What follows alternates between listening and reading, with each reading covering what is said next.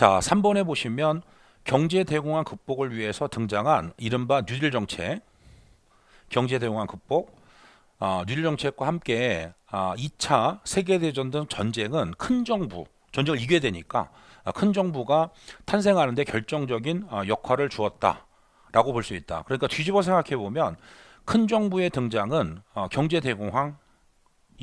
원인이.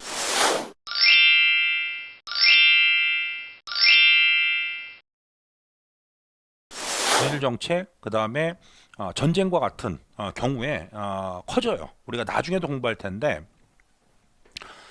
피코크와 와이즈맨이라는 학자가 있어요. 그래서 사회 위기가 닥치면 결과적으로 정부의 씀씀이가 커지는 거죠. 뒤에서 다 공부할 거다. 그렇게 보시면 될 것 같고요.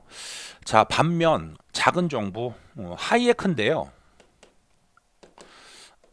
사실 이제 하이에크는 철저한 시장 중심의 경제학자예요.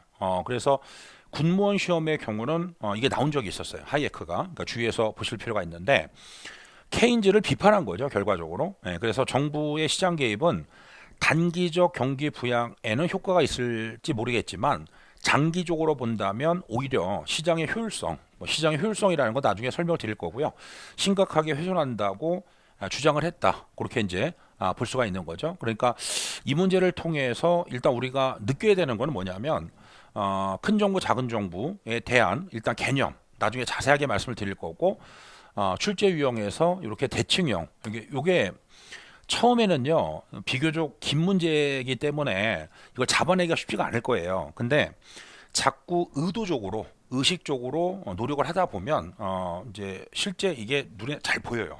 이런 표현들이. 그래서 자꾸 노력을 하시면 된다. 그렇게 볼 수 있죠. 그래서 수험가에서 많이 쓰는 말이 있어요. 반복이 기적을 만든다. 그런 말이 있거든요. 그러니까 걱정하지 마시고 처음에 이거 다 잘하는 사람 없습니다. 누구나 다 똑같아요. 힘들고 무슨 소리인지도 잘 모르겠고 그러는데 조금 이제 회독이 반복되면 어느 정도 들리고 보이고 하는 기적이 일어나기 때문에 너무 걱정하지 않으셔도 된다. 그렇게 볼 수가 있겠습니다. 자, 그 다음에 정부관인데요. 옳은 것을 골라라 이렇게 되어 있어요. 옳은 것을 골라라. 그러면 일단 4번부터 먼저 보겠습니다. 4번을 보시면 1930년대 대공황이죠. 세계 대공황을 겪으면서 자 표현이 나오죠. 최소의 정부가 최선의 정부라는 신념에서 대공황을 겪으면서 최대 봉사가 최선의 정부라고 바뀌는 거죠. 결과적으로. 그러면서 이제 큰 정부가 등장을 했고 이제 신자유주의는 나중에 설명을 드릴 텐데 정부 실패에 따라서 다시 시장의 원리가 중시가 되는 거예요. 그래서 신자유주의를 보통 시장주의라고도 많이 하거든요. 뒤에서 우리가 공부할 거고 등장하면서 이른바 이제 바뀌었죠. 큰 정부에서 작은 정부로 전환이 이루어졌다. 라고 볼 수 있는 거죠. 그래서 다시 한번 정리해 보면 아까 보신 것처럼 19세기 입법국가, 야경국가, 최소의 정부, 최선의 정부가 되겠죠. 에서 시장 실패, 경제 대공황에 따라 행정국가, 큰 정부가 등장을 합니다. 그러다가 정부 실패, 신자유주의에 따라서 큰 정부에서 작은 정부로 이렇게 바뀌었죠. 전환이 이루어졌다. 그렇게 볼 수가 있겠고요.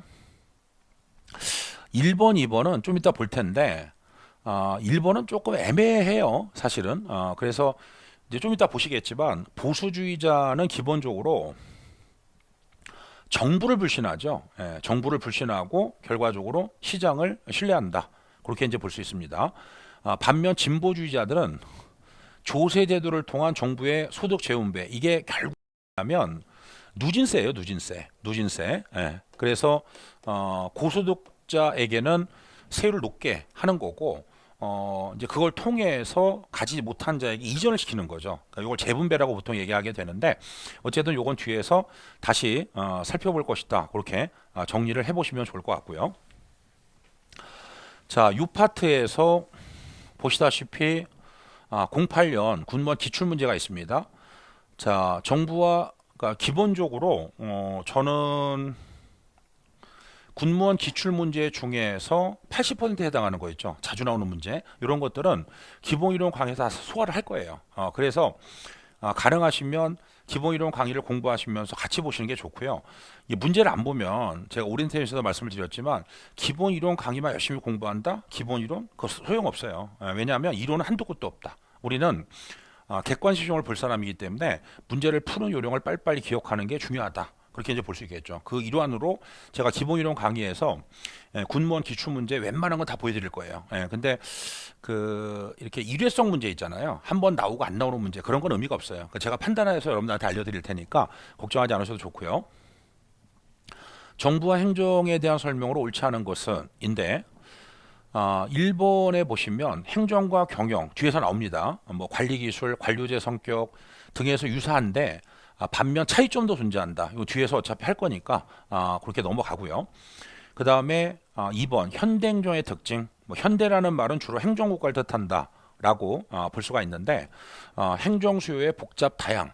그 다음에 정치 행정의 일원화 등등 이렇게 이제 볼 수가 있겠고요. 자, 그 다음에 4번에 보시면 보수주의 정부는 기회 평등. 반면 진보주의의 경우 결과의 평등을 강조하게 되는데 4번에 보시면 자유방임 사상가, 그러니까 다시 얘기해서 시장의 원리에 맡겨두는 거죠. 아담 스미스의 지적 전통에 따라서 정부가 시장에 개입하지 말고 말 그대로 자유방임, 내버려 둬라.